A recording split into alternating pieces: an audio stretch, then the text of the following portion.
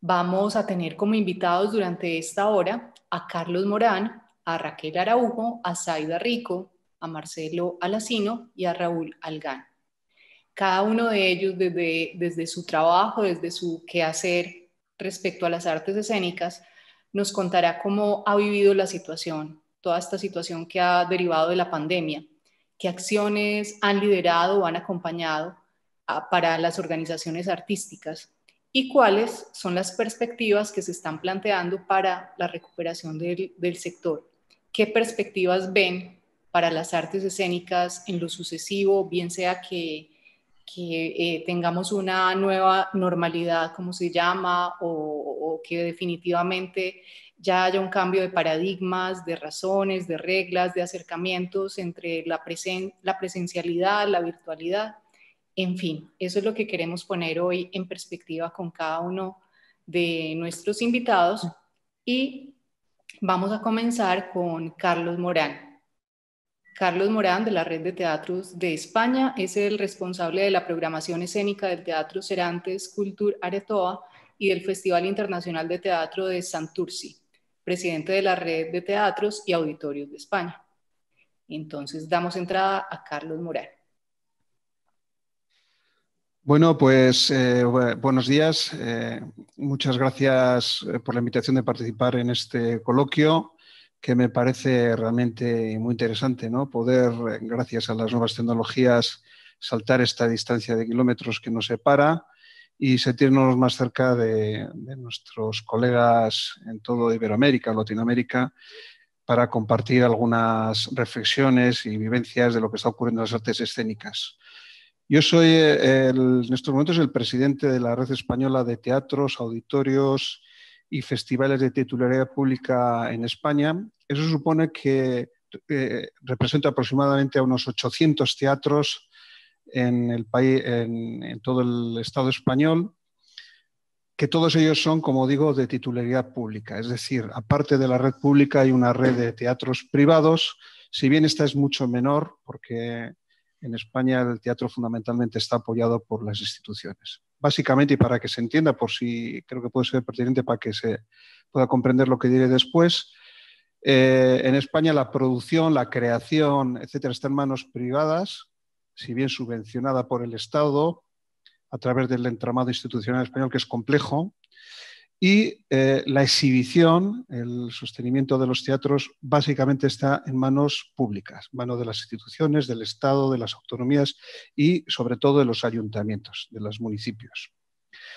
Bueno, como todo el mundo, en estos momentos en España hemos sido brutalmente impactados en todos los órdenes de la vida y, claro, está también en el del teatro por la pandemia, por el COVID-19.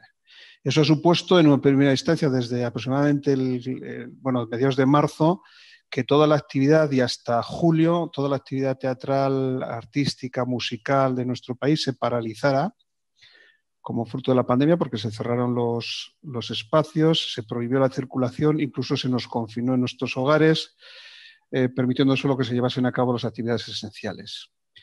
Este es un tiempo en el que, lejos de pararse la actividad, se paró la exhibición, se paró la producción, pero no se paró la actividad de los responsables de los espacios escénicos y los productores y los creadores, que durante todo este tiempo, varios meses de cierre obligado por la situación de la emergencia sanitaria, hemos estado trabajando intensamente gracias a la utilización de Internet. De esta manera, la Red Española de Teatros tomó la iniciativa de reunir a aproximadamente unas 80 asociaciones que conforman el tejido productivo y creativo de las artes escénicas. Esas 80 asociaciones se reunieron para analizar conjuntamente lo que venía a suponer el COVID, que era evidentemente un impacto brutal en el orden económico, etcétera, ¿no? Y gracias a ello se generó una plataforma que definió un documento, el que llamamos de las 52 medidas COVID, que se presentó ante el Gobierno, en el que se solicitaban algún tipo de medidas paliativas de los problemas generados por la COVID. Y afortunadamente el Gobierno, no todo evidentemente, pero unas cuantas cosas puso en marcha, y eso ha paliado en alguna medida la crisis económica.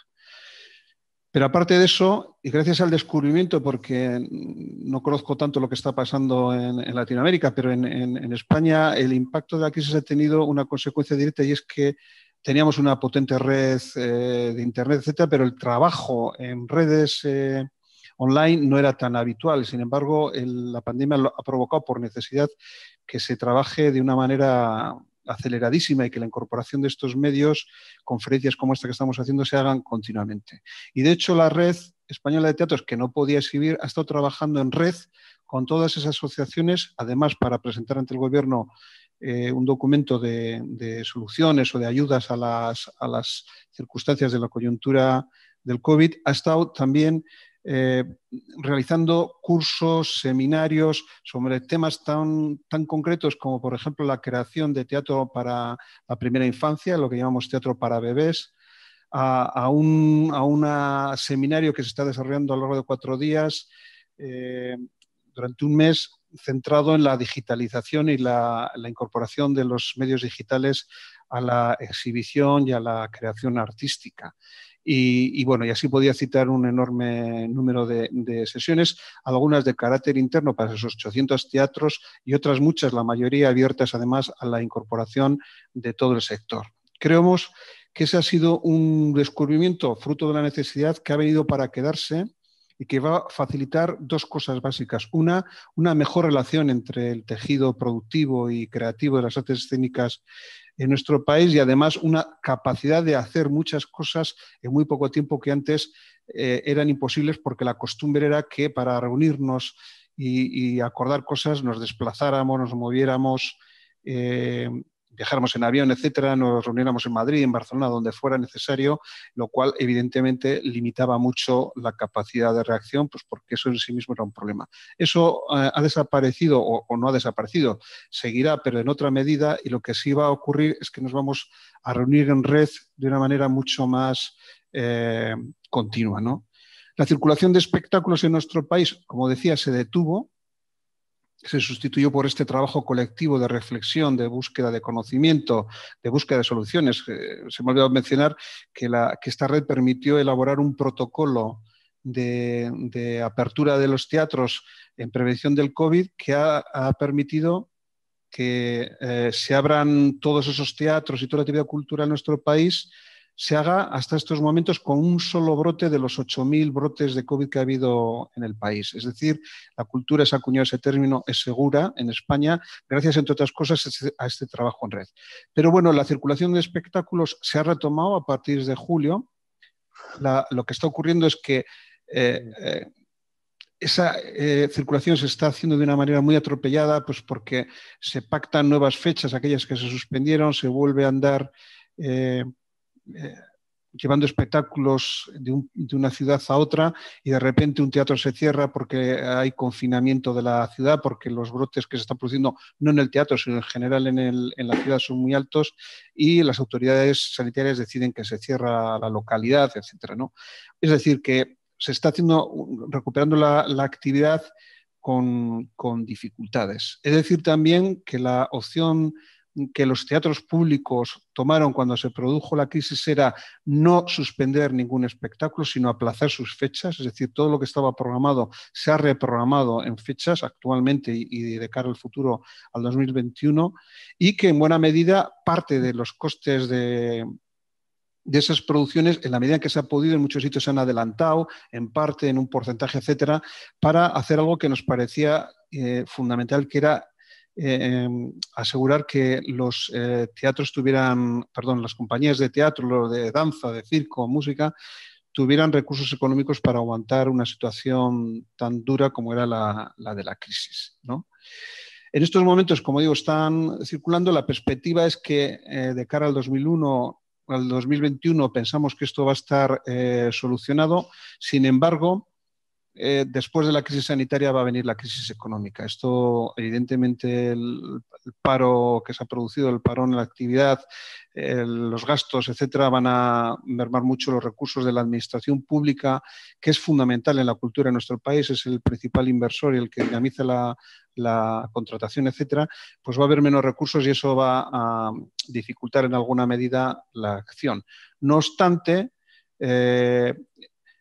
En esa perspectiva, el conjunto de los operadores en las artes escénicas, los productores, creadores, la administración pública, estamos trabajando conjuntamente en el desarrollo de un documento de medidas de solución a problemas estructurales de las artes escénicas que seguramente va a ayudar a que el Estado pueda desarrollar políticas. El Estado, que en España es muy complejo, porque en cultura no solo interviene el ministerio, por decirlo así, el gobierno central, sino que están las autonomías, que sería, España es casi un Estado federal, y, como decía antes, está incluso los propios ayuntamientos. Bueno, pues para que todo ese entramado institucional actúe con eficacia en tratar de salvar y recuperar el tiempo perdido provocado por el COVID lo antes posible, ¿no? En España los teatros programamos en red en la medida en que nos ponemos de acuerdo en hacerlo, es decir, que cada teatro es autónomo, tiene su propio nivel de decisión y la red lo que facilita, la red española lo que facilita es el encuentro de todos los programadores, las personas responsables de esos espacios para que decidan conjuntamente o no la circulación de algunos espectáculos.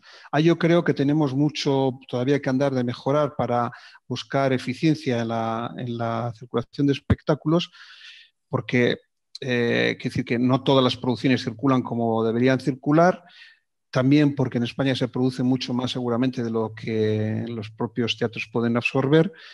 Pero yo creo que tenemos que mejorar y el impacto de Internet, como digo, y de esta experiencia que ha supuesto el trabajar en red a través de las plataformas como Zoom, Meeting, etcétera, pues va a ayudar mucho a que eso funcione, ¿no?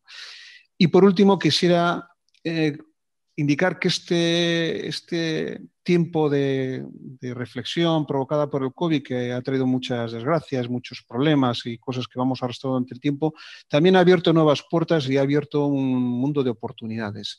Se han hecho muchas experiencias en la utilización de los medios digitales para hacer teatro, ya sea ofreciendo espectáculos en funciones streaming, ya sea haciendo modelos experimentales de trabajo en red, en creación a través de plataformas digitales, etcétera. Y ha puesto sobre la mesa algo que ya se está trabajando, como os decía anteriormente, incluso en la plataforma que ha generado la red de reflexión colectiva, se está trabajando en ver el futuro como que esto ha venido para quedarse. Ha venido para quedarse la digitalización en las relaciones de los programadores, las compañías, en el, digamos, el trabajo administrativo, generador de complicidades, pero también en el aspecto creativo y en el del público. Y en ese sentido, las experiencias están abriendo algunas ideas que eran para nosotros desconocidas, como que es posible, y de hecho ocurre que cuando se pone en streaming algo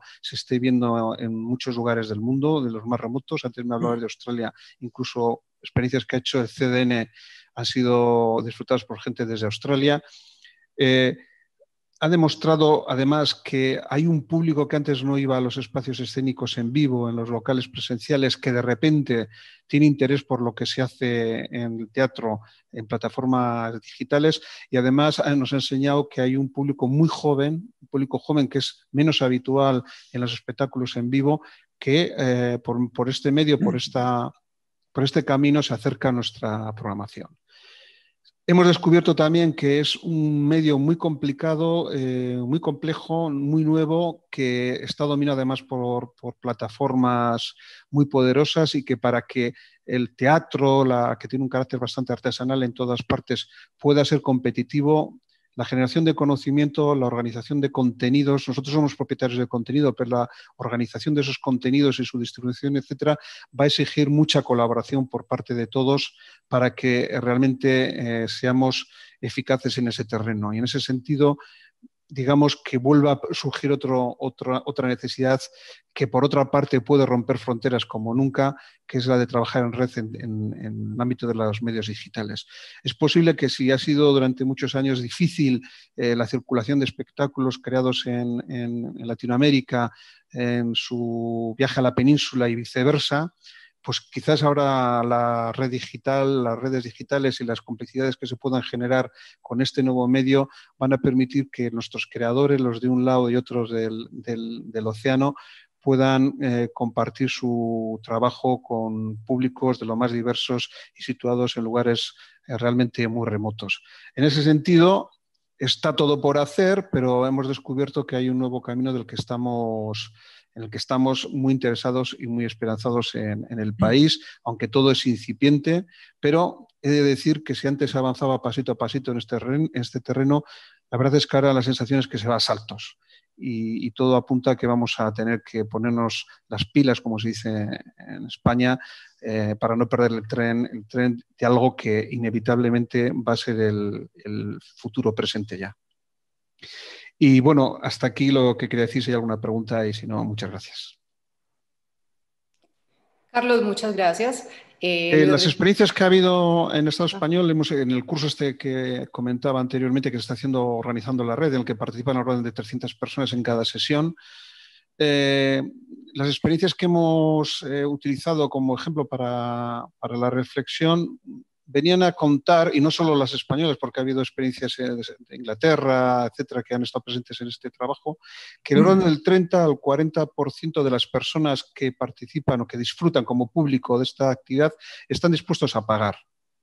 Esa es una gran idea. O sea, del 30 al 40%, no todo el mundo está dispuesto a pagar por ahora, lo cual es un marco de reflexión. Hay camino para hacer.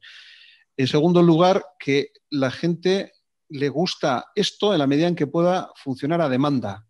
Es decir, que la interlocución con el público no va a poder ser unidireccional, de yo pongo un espectáculo, lo represento. No, va a tener que introducirse en el desarrollo de esta práctica el concepto de demanda y atención a la demanda y la generación de comunidades que disfruten.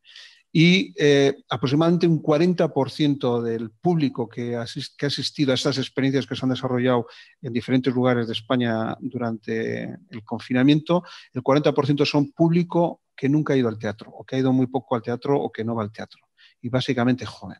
Esos son grandes números que invitan a la reflexión. Es todo muy incipiente, son las primeras experiencias así, digamos, importantes globales, y yo creo que es un camino que todavía nos tiene que enseñar muchas cosas. Carlos, muchas gracias. Les recuerdo a los espectadores que nos pueden ir dejando sus preguntas en el chat para que abramos un espacio al final de la conversación. Seguimos ahora indagando en este tema con Raquel Araujo de Redelae. Raquel Araujo es directora y gestora de Teatro de la Rendija en colaboración con Óscar Urrutia Lazo, miembro del Sistema Nacional de Creadores de Arte del Fondo Nacional para la Cultura y las Artes. Lleva a cabo bianualmente el Festival de Teatro de la Rendija Iberoamérica en Escena, que forma parte de Redelae. Bienvenida, Raquel, y te escuchamos. ¿Qué tal? Buen día, Lina. Muchas gracias. Saludos a todos. Y yo voy a pedir a Gabriel que vaya acompañando un poquito mi conversación, mi relato, con imágenes de la página web de Redelae, así como nuestro canal de YouTube, y ahora van a saber por qué es importante. Les voy a platicar un poquito de la Redelae primero. Somos una red abierta de festivales, ferias, temporadas y mercados con el propósito de desarrollar las artes escénicas como diálogo entre culturas. Nuestro propósito es generar un espacio de encuentro estable entre festivales, ferias, temporadas y mercados vinculados con las artes escénicas latinoamericanas y europeas para el intercambio de conocimientos, el desarrollo artístico, la formación, la ampliación de la circulación de espectáculos y el impulso de proyectos comunes. La Red Euro-Latinoamericana de Artes Escénicas, Redelae, se constituye en 2013 a partir del deseo de varias personas de la gestión cultural y programación de festivales de artes escénicas de Europa y Latinoamérica, de establecer canales organizados de intercambio, encuentro y creación artística por encima de las barreras nacionales. Realizamos procesos de diseño de corredores de coproducción y circulación. Anualmente es publicado un catálogo con el sello de Redelae recomendando obras de los países miembros desde sus festivales. El segundo catálogo, recientemente presentado este 2020 en el marco del Festival Internacional de Teatro de Manizales, consideró compañías en algunos casos susceptibles de transmedialidad. Entre los festivales miembros recomendamos obras y entramos en contacto directo entre programadores y artistas, actualmente para el trabajo a distancia en este periodo tan difícil que nos ha tocado vivir. Una red es un tejido de relaciones, de maneras de hacer las cosas en conjunto, tejiendo con un color y con otro, notas cromáticas que se van entrelazando de giro en giro en cada nodo del tapiz, dibujando formas que constituyen una cartografía común y en movimiento. Acepta nuevos patrones de tejido, teje y desteje sumando ideas y corrigiendo errores o transformando el dibujo en el presente. Nuestra red es un ser vivo como las artes escénicas que circulan en ella y con ella. La red euro-latinoamericana de festivales está formada por multiespecies, ferias, festivales, mercados y muestras. La existencia de cada uno de sus miembros corresponde a un territorio, a un contexto, a un latido de poéticas escénicas.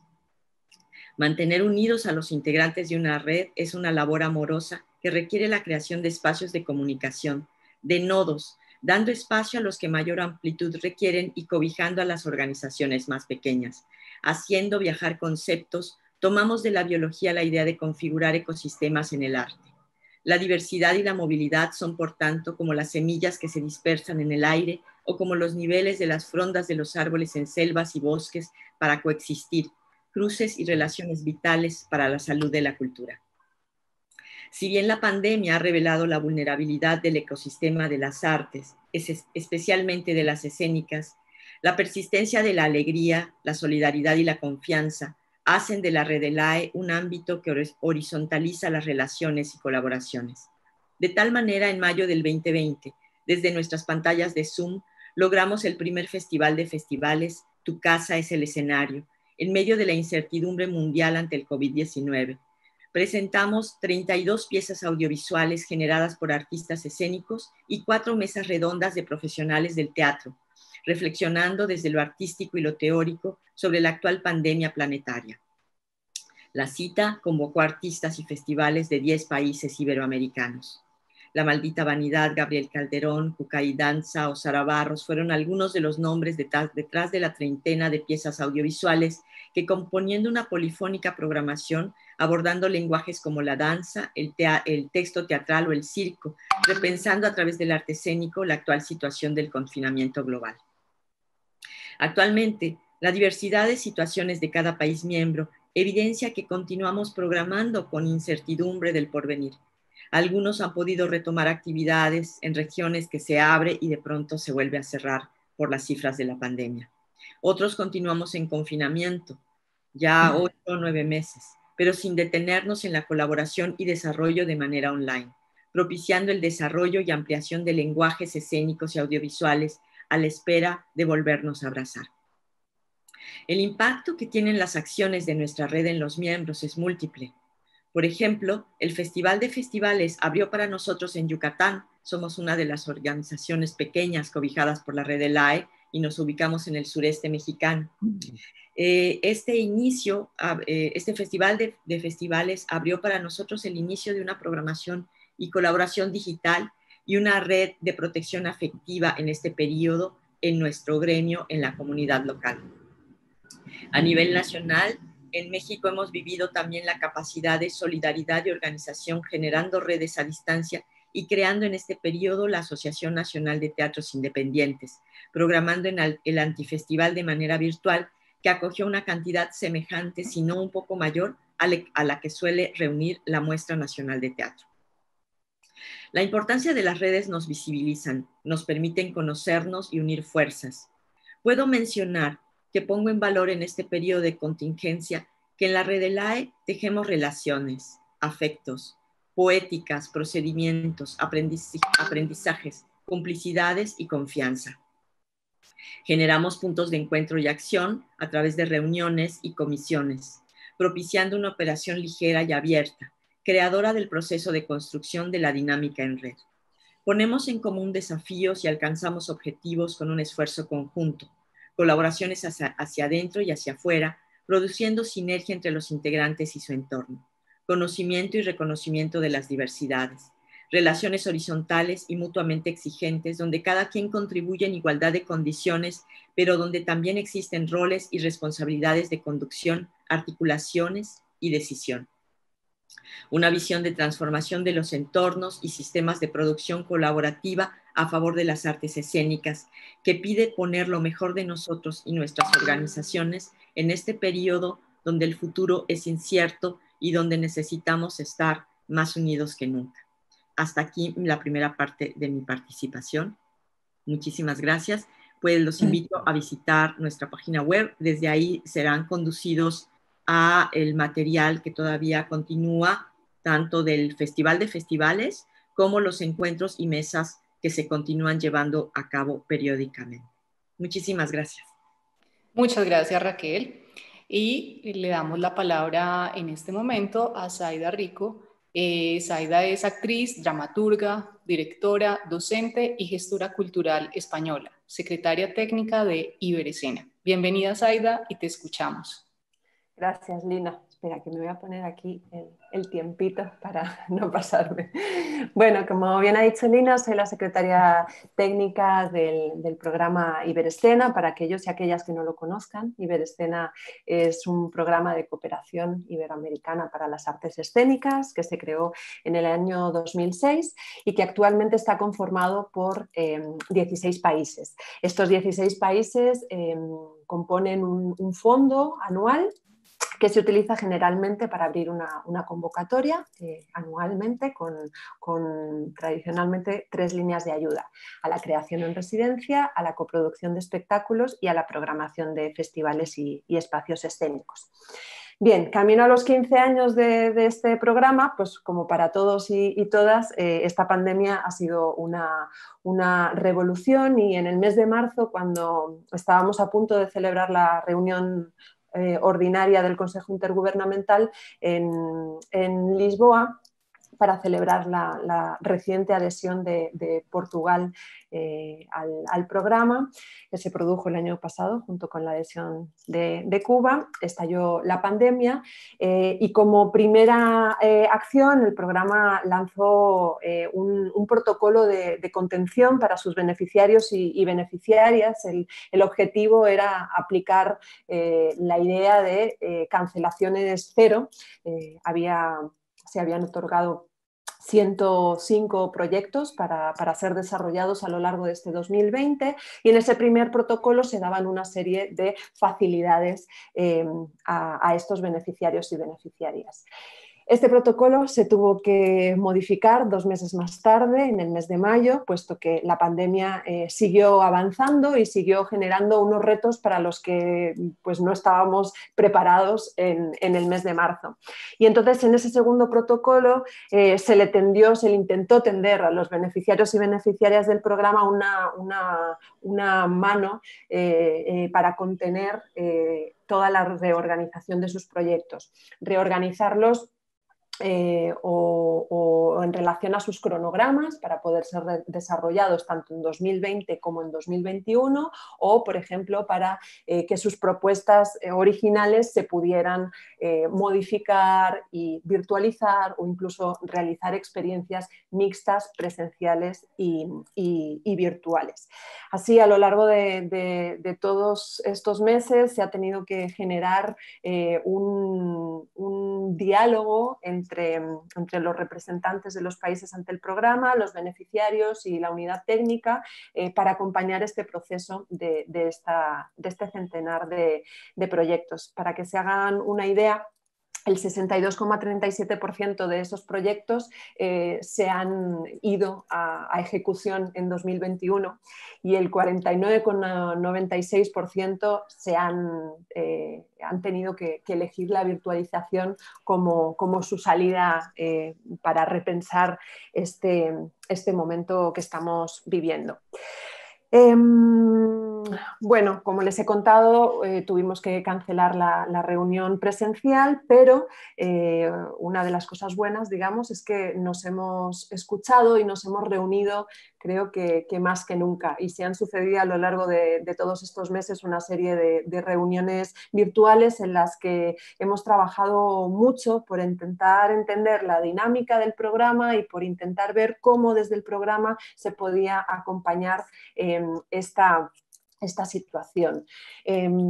Además de lanzar también un comunicado oficial, digamos, a la comunidad de las artes escénicas iberoamericanas, extendiéndoles pues, intentando extender un cálido abrazo virtual y un llamamiento a no se preocupen, las convocatorias van a suceder y vamos a intentar encontrar soluciones de manera conjunta.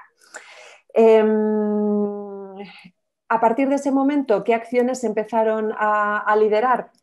Bueno, como les decía, como una vez al año se lanza la convocatoria de ayudas del programa, durante varios meses se llevaron a cabo reuniones con todos los miembros del Consejo Intergubernamental para ver cómo había que adaptar la convocatoria de este año a la situación y sobre todo para garantizar que los proyectos que se otorgaran, que se van a otorgar ahora en las próximas semanas a finales de este 2020, se pudieran llevar a cabo de forma segura y certera a lo largo del 2021.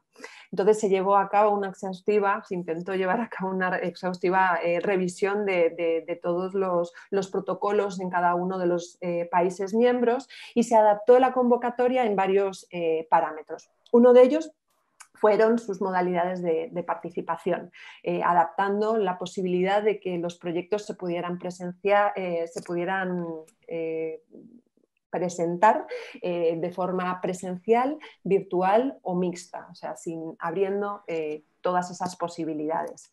La segunda adaptación, digamos, fue abrir la posibilidad dentro de las convocatorias a indagar en formatos alternativos a través de estos proyectos. Bueno, por ejemplo, en la línea de coproducción, pues en vez de propiciar las creaciones escénicas presenciales como hasta ahora, bueno, ¿de qué otra forma, en qué otros formatos se pueden llevar a cabo estas coproducciones? Después también para facilitar, digamos, el encuentro se abrió otro nuevo parámetro que fue la reducción de los países participantes en cada una de las 3 líneas de ayuda. También se ajustaron los montos de las ayudas y los gastos admitidos por cada una de las líneas de ayuda. Todo esto pretendía hacer más adaptable la convocatoria a estos momentos. A lo largo de los 4 meses que ha estado abierta la convocatoria 2020-2021, también desde el programa hemos intentado acercarnos lo máximo posible a los beneficiarios y beneficiarias futuros de estos 16 países miembros. Entonces, por ejemplo, llevamos a cabo toda una serie de lives, hemos participado en todos los encuentros que hemos podido, pero, por ejemplo, me parece importante destacar, por ejemplo, que hicimos un live de 2 horas en vivo y en directo con los beneficiarios y todas sus preguntas. Por primera vez en el programa también se hizo un live exclusivamente en portugués para acompañar a los futuros y futuras beneficiarios de Brasil y de Portugal. También se creyó muy importante poder hacer una acción formativa y llevamos a cabo un live específico en derechos de autoría y derechos conexos para informar a la comunidad escénica de cómo trabajar sobre este asunto tan importante. Y bueno, para que se hagan una idea, todo esto desembocó en una convocatoria con una participación completamente desbordada si tenemos en cuenta perspectiva de años anteriores. Este año hemos tenido 1.090 solicitudes, si tenemos en cuenta que en el 2018 había 435 solicitudes y el año pasado 664, pues como veis la progresión y el acercamiento al programa ha sido bastante exponencial. Por último, y para ir cerrando, Las perspectivas a futuro no las puedo detallar en exceso porque tenemos reunión del Consejo Intergubernamental durante las próximas semanas, por lo que no puedo hacer spoilers, pero sí que puedo adelantar que en los próximos meses en los primeros meses del próximo año se va a llevar a cabo una acción desde nuestra plataforma para impulsarla como un lugar de encuentro para una herramienta más para esta comunidad de las artes escénicas iberoamericanas.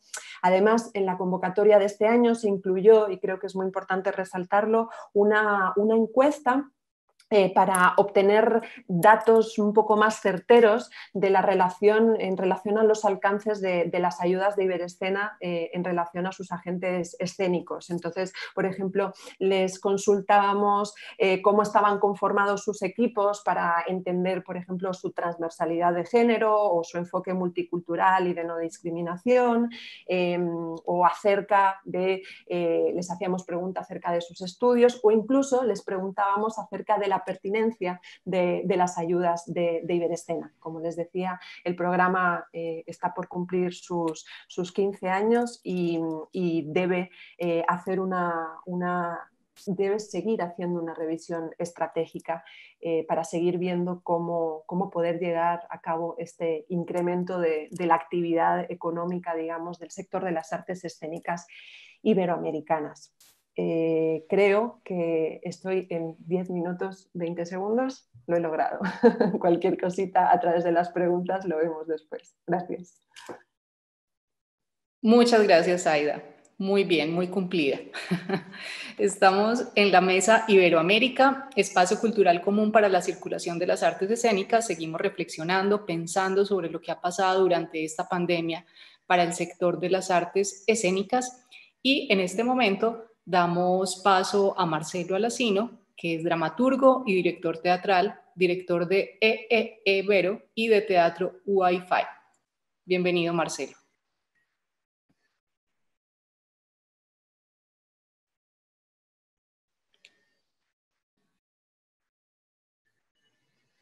Marcelo, tu micrófono, por favor.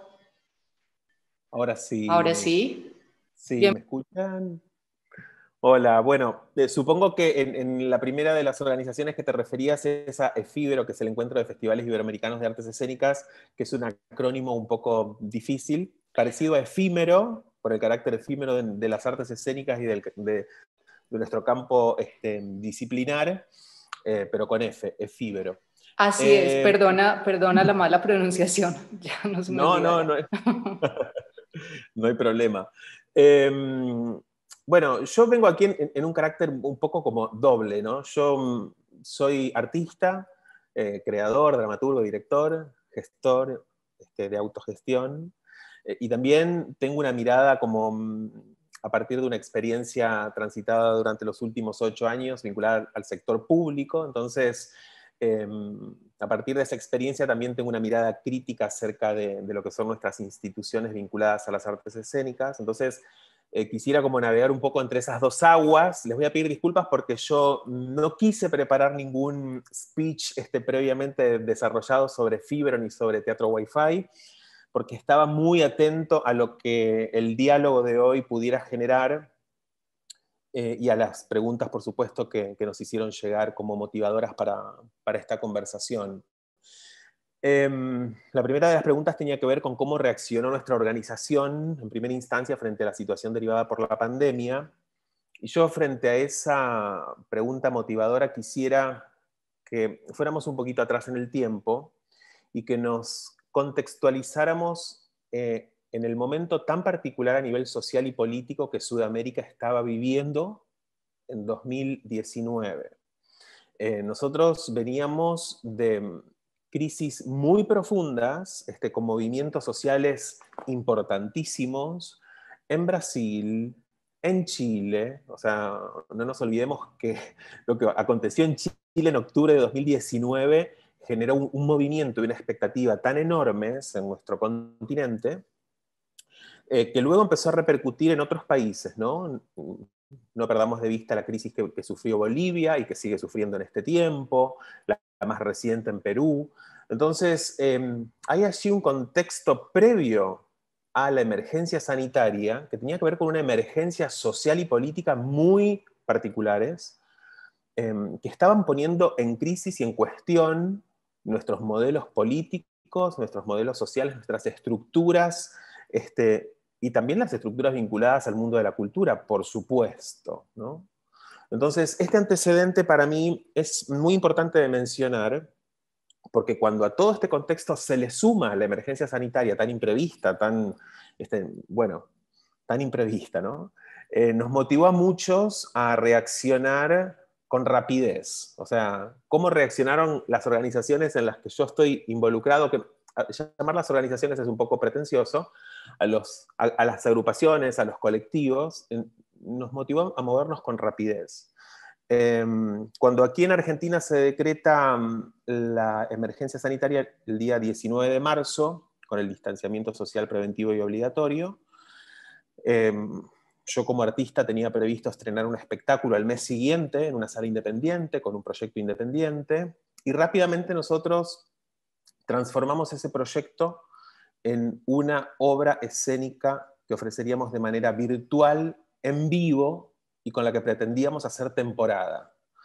Y fuimos los primeros, en Argentina seguro, en Latinoamérica creo que ahí estamos, en ofrecer una pieza escénica con estas características, en vivo, usando, no lo que antes Carlos denominaba las nuevas tecnologías, porque, perdón, Internet tiene la misma edad que yo, tiene 51 años, de nuevo no tiene nada, y la comunicación en línea existe desde la década del 80, así que, digamos, aprovechando estas tecnologías que para el sector de las artes escénicas era bastante desconocido e inexplorado, pero que ya tenía una historia bastante interesante.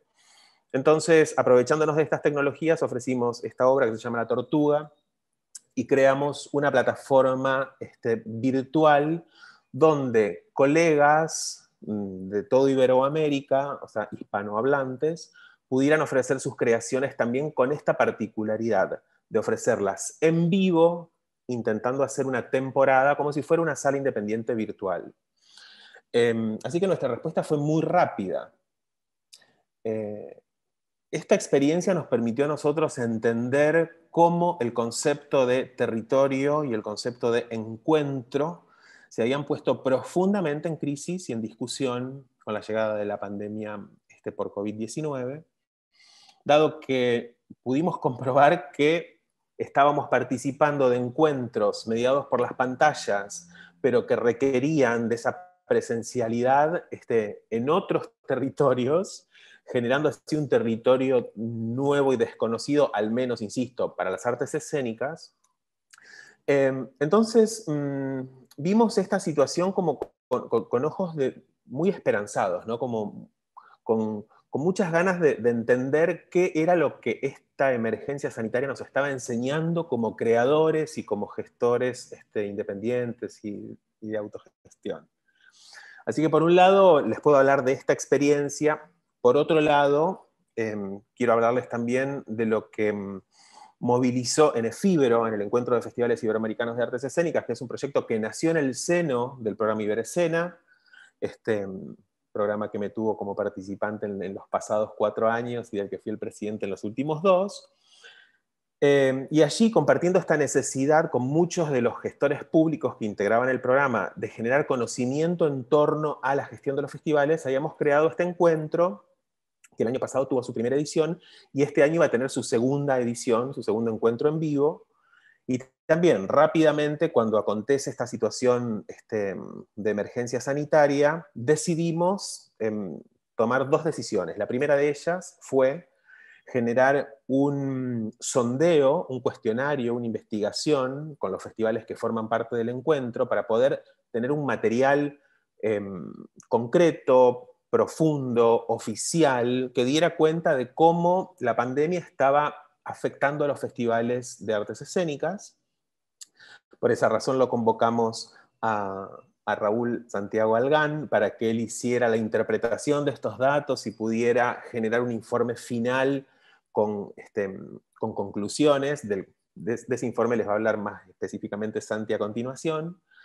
Y la segunda de las decisiones que tomamos fue hacer el encuentro en vivo de forma virtual, cosa que aconteció la semana pasada, fue del 23 al 25 de noviembre, también con un resultado muy esperanzado en términos de la alta participación que tuvimos, de directores y gestores de destacadísimos festivales de toda Iberoamérica y también de festivales emergentes, de nuevos festivales que acontecen en pequeñas localidades, dando este panorama tan diverso de lo que son las artes escénicas en nuestra región cultural iberoamericana.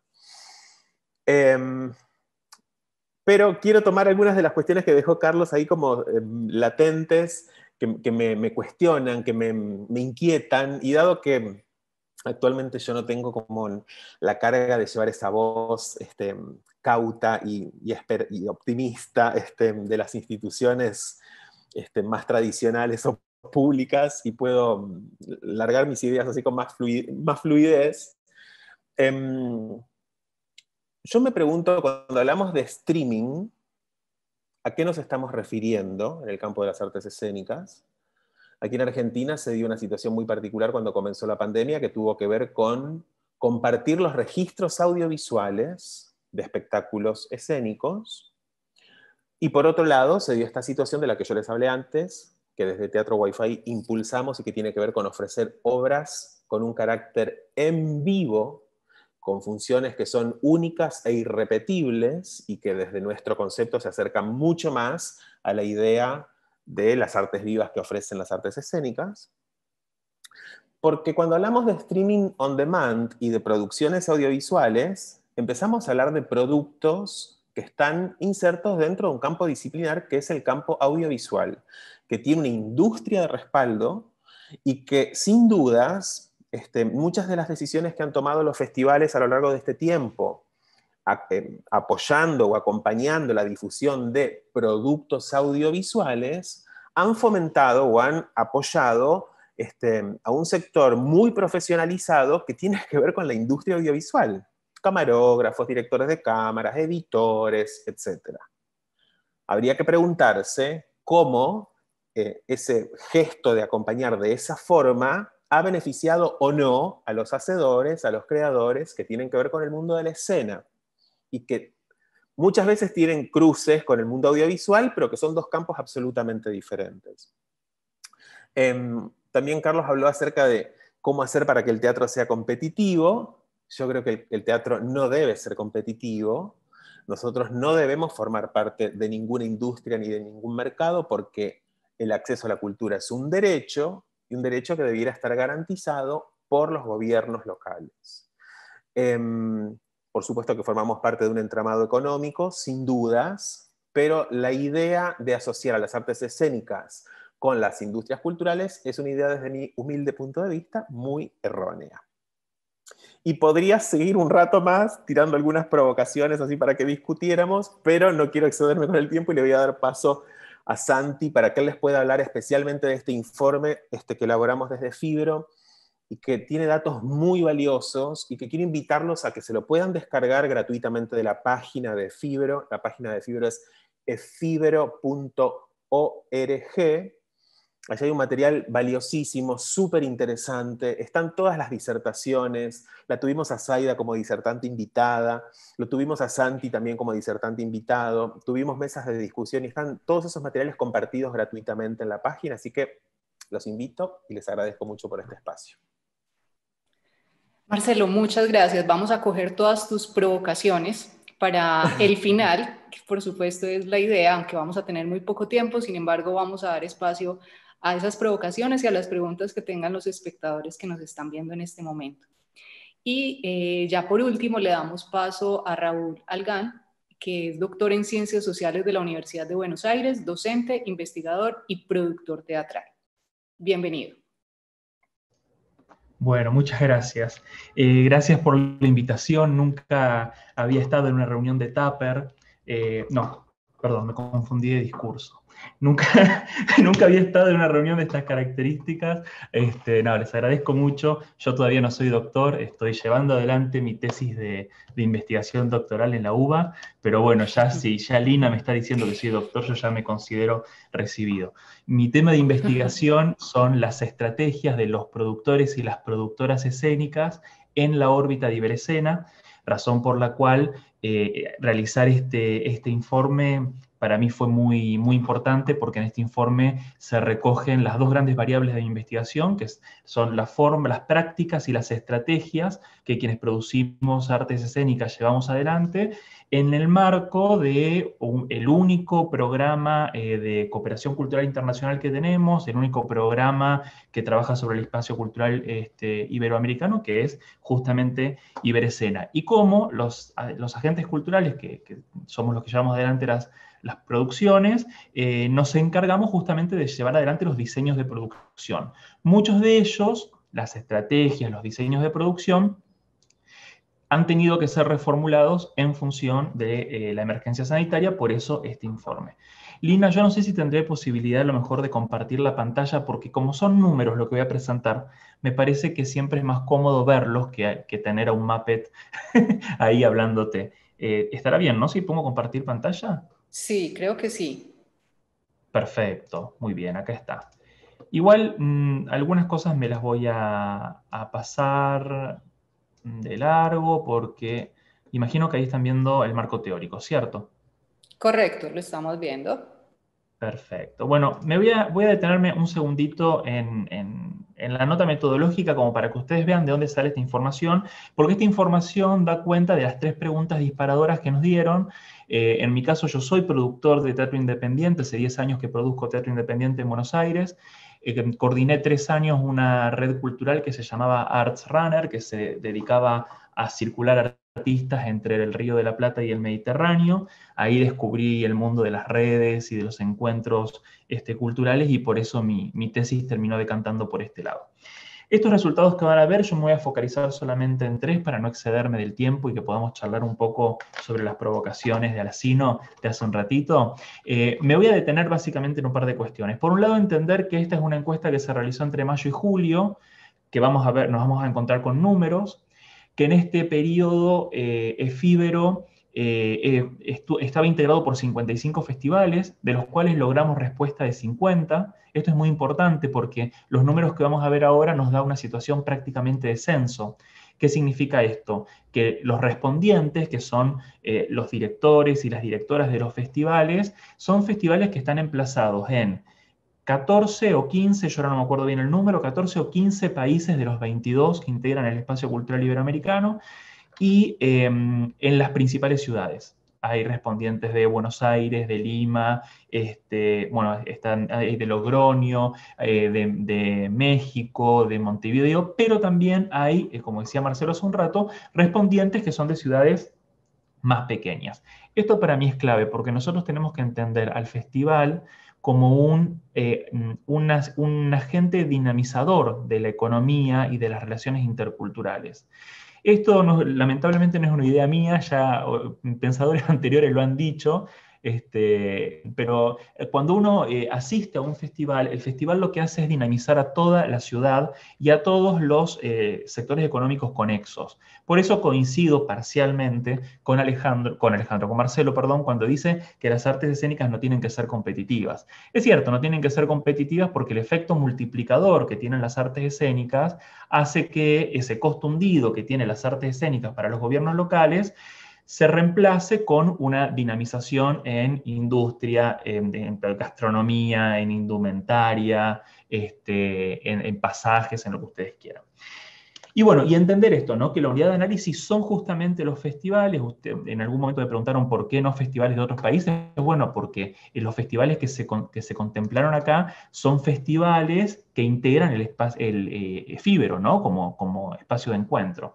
Fíjense que 92% de estos festivales tenían prevista la edición 2020, pero solamente el 52% al momento de la encuesta o bien pudieron realizarla o bien tenían en su estrategia de producción, tenían la intención de hacerlo.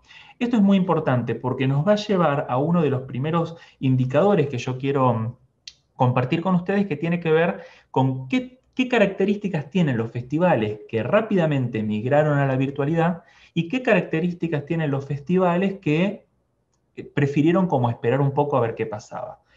Los siguientes dos indicadores también son alarmantes, ¿no? El 92,5% de los festivales inició algún tipo de acción con sus gobiernos locales o nacionales. Acá también está Iberescena porque muchos respondieron que estaban a la espera del pago de Iberescena y demás.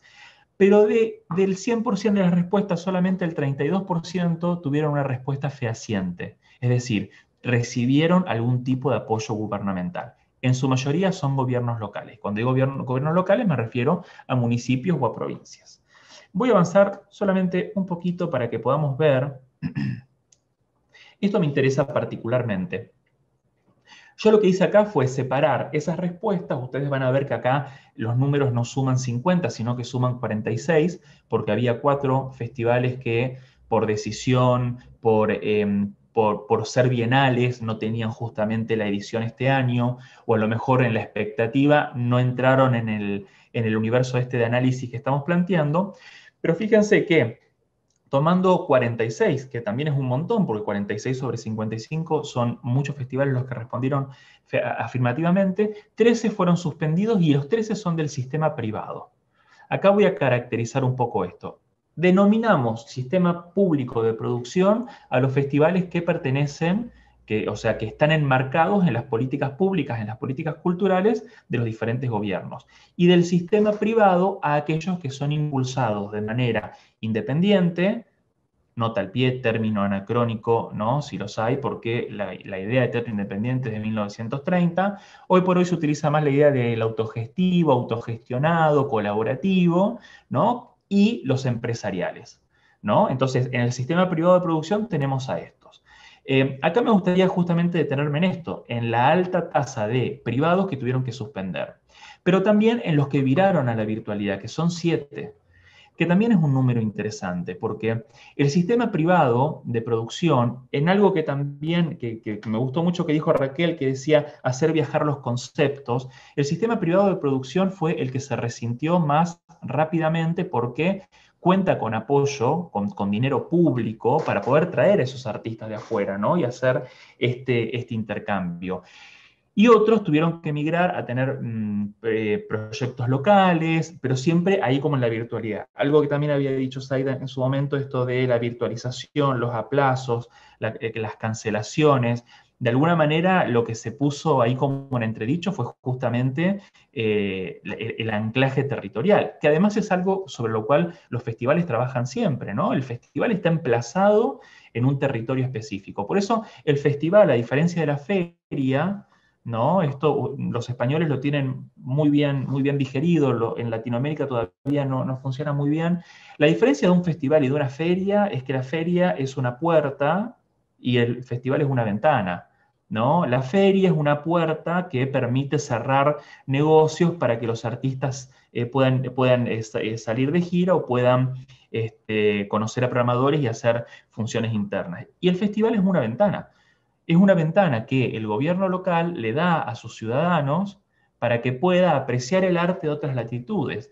Esto construye un término que a mí me vuelve loco y que ahí en México lo están trabajando muy bien, que es la idea de la ciudadanía cultural.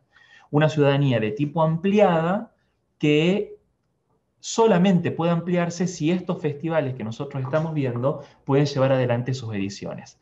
Por eso voy a ir al siguiente indicador, que esto lo estoy pasando igual medio rápido porque ustedes tienen la presentación completa también subida a la página web de Fibero y no quiero retrasarme. Así que me voy a quedar con esto y con lo que viene. Fíjense lo que decía hace un rato, ¿no? El 92% indicó tener algún tipo de relación con el gobierno.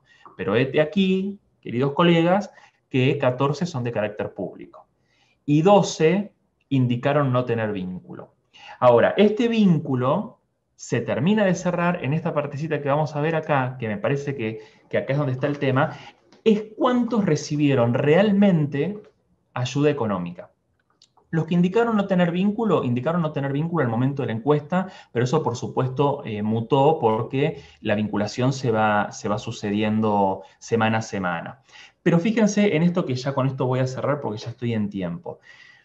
24 festivales del sistema privado indicaron a junio, julio, al momento de cierre de la encuesta, de la recolección de datos, 24 indicaron no recibir ningún tipo de ayuda económica. Yo acá no tengo ninguna conclusión para compartir. Yo los y las invito a que lean el informe y debatamos juntos. Lo voy a dejar ahí como un punto suspensivo para incentivar el debate, y creo que ahí lo voy a dejar. Y el resto lo vamos charlando. Muchas gracias. Gracias, Raúl. Pues tenemos en este momento una pregunta. Si tienen alguna más, por favor, les pido que la compartan para poderla hacer. Y nos preguntan si definitivamente la escena, las obras que se hacen sobre el escenario, tendrán que seguir navegando con los parámetros del mundo audiovisual, no solamente para salir a flote de esta crisis que estamos viviendo, sino ya para seguir adelante en los próximos años. Dejo libertad para quien quiera responder. ¿Quién dijo yo? ¿Puedo? Claro que sí, adelante. A ver, yo creo que la continuidad de las artes escénicas como espacio vivo en el que se va a producir el encuentro de los cuerpos en un mismo sitio es algo que está garantizado a partir de que existe una vacuna y se termine esta pandemia. Digamos, el teatro lleva 2500 años de existencia, no va a morir por esta pandemia, eso está clarísimo. Sin embargo, creo que este tiempo ha sido un tiempo de alerta muy interesante para que los creadores podamos entender, los creadores escénicos, podamos entender con qué otros dispositivos contamos y que tienen que ver con la tecnología, que habilitan un encuentro muy similar en otro contexto, en otro territorio, pero que tiene también ese carácter vivo, único, irrepetible, lleno de adrenalina, en el que se comparte. Nosotros con La Tortuga hicimos 34 funciones virtuales, una temporada impensada, y luego de cada función hacíamos un encuentro con los espectadores a través de la plataforma Zoom, donde compartíamos impresiones, experiencias y demás, y puedo recoger de cada una de esas conversaciones un profundo grado de movilización, tanto de los espectadores como de nuestra actriz, porque es un unipersonal, en ese encuentro tan distinto y particular. Entonces, el teatro está garantizado que va a continuar como lo conocemos, afortunadamente, pero ojalá este tiempo nos haya servido a los creadores para entender que tenemos otros dispositivos a nuestro alcance para seguir pensándonos como creadores. Gracias, Marcelo. Y Raquel, ¿quieres? Adelante. Sí, hola. Nosotros además súper contentos porque de los integrantes de La Rendija, de los jóvenes creadores, pues fueron también albergados en Teatro Wi-Fi con Marcelo, entonces estamos encantados por todos estos cruces, todas estas comunicaciones. Y pues sí, me gusta mucho pensar y retomar esta idea que en algún momento plantea Jorge Dubati, acerca de la diferencia de aquello que nos aglutinó y que comenzó con este relato en la oscuridad de la noche y alrededor de la fogata, de aquello que devino del ritual hacia los teatros contemporáneos del encuentro, donde nos respiramos, nos olemos y estamos en la continuidad, muchas veces aquí en Yucatán, que hace mucho calor, del sudor y del sudor de las paredes con el trabajo físico de los actores y su energía en escena. Sin embargo, las pantallas nos remiten a otra historia, nos dice Jorge, a la historia de la escritura que va desde las señales de humo, ¿no? Entonces, esta ampliación de las gramáticas en estos lenguajes que han comenzado a encontrarse a través de estos dispositivos nos ha llevado a tratar de analizar si es teatro, el teatro online, si es el en vivo, si es el falso vivo, que ahora se está hablando mucho del falso vivo, donde puedes montar y de pronto el espectador lo está viendo y parece que estás en una sesión de Zoom o vaya, todas estas ampliaciones que se están haciendo. Indudablemente, y recordando la tortuga, que yo la vi y me encantó acompañarles en aquella función, indudablemente el riesgo de estar en vivo en estos lenguajes y en estas ampliaciones gramaticales nos pone en una contigüidad del hecho escénico. Yo creo y comparto con Jorge y otros pensadores que no podemos pretender encontrar en la pantalla esta semejanza de lo vivo. Entonces, este desarrollo que se ha llevado a cabo, recuerdo, por ejemplo, tengo muy cercana la memoria, la participación de una puesta en escena de una actriz argentina, yucateca, que vive aquí hace muchísimos años, Silvia Cater, con Freddy Palomec, que además se dio esto que nos ha permitido la red, ¿no? Colaborar a distancia, colaborar en relaciones que en otro momento tal vez serían impensables por los costos de traslados, ¿no? Entonces ellos hacen un recorrido por la casa y con un equipo, ¿no?, que va siguiendo a la actriz y que han sido funciones muy exitosas aquí en México, lo mismo que Conchi León, con los en vivos. Sin embargo, todavía a nivel tecnológico y del acceso que tenemos los teatristas a las plataformas gratuitas, al Zoom o incluso pagado, pero que de algún modo son costes de algún modo accesibles, estamos entre la disyuntiva del en vivo y de los problemas de la calidad audiovisual y sonora. Entonces ahí hay algo que todavía estamos por superar, y con esta provocación de Marcelo, desgraciadamente yo lo que sí veo, estoy de acuerdo contigo, Marcelo, con la necesidad del cobijo del Estado. En México y en nuestros países latinoamericanos estamos viviendo situaciones muy serias con el retiro de los apoyos, con la disminución de los presupuestos y demás, pero desgraciadamente sí, o sea, una sobreoferta es algo que estamos viviendo indudablemente, y también la venta inaudita de boletos en el caso de presentaciones escénicas online con grandes figuras del mercado de la televisión y del cine. Entonces, eso yo creo que también abre una brecha de una diferencia tremenda y vaya, se contrapone. Ahora nosotros estamos viviendo una de las experiencias más hermosas de los últimos años, gracias justamente a Iberescena, con un proyecto que se llama Profunda Piel, donde estamos trabajando cuestiones autobiográficas en un grupo de residencia que, vaya, un espacio de confianza que no me hubiera imaginado lograr en este momento, ¿no? Entonces, es esto, ¿no? Como de lo masivo que también se han convertido las redes y la sobreoferta y la comercialización que sí está llenando los bolsillos de muchos, ¿no? Versus estos espacios de confianza, de contención, y a los que yo continúo apostando, Marcelo, porque sí yo creo que se están generando poéticas y han sido tiempos de repensarnos y de reinventar, de construir. Y bueno, todo tiene este claroscuro, ¿no? Pero me encanta la provocación y muchas gracias. Ojalá que nos pregunten más cosas. Zaida, tú quieres hablar, ¿verdad? No, estoy muy de acuerdo con lo planteado tanto por Marcelo como por Raquel. No creo para nada que las artes escénicas vayan a desaparecer, y sí que creo que hay dos puntos a resaltar que nos ha dejado muy claro la pandemia. Uno es el foco en la precariedad del sector de las artes escénicas, que esto es realmente una de las heridas más grandes que no ha generado la pandemia, que la pandemia ha profundizado, pero que ya existía. Entonces ahora muchos de las manos sobre la cabeza de mucha gente que se está dando cuenta de esto, en realidad creo que simplemente se ha puesto el foco sobre un sector que ya estaba precarizado.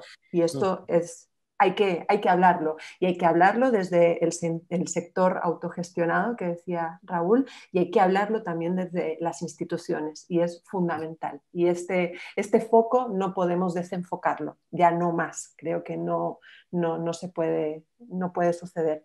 Y el otro foco creo que ha puesto la pandemia tiene que ver con los públicos y las audiencias, más que nunca. Si había grupos que no estaban trabajando ya pensando en sus audiencias, creo que esta necesidad de la pandemia de hacernos ver y de repensarnos ha puesto el foco ahí.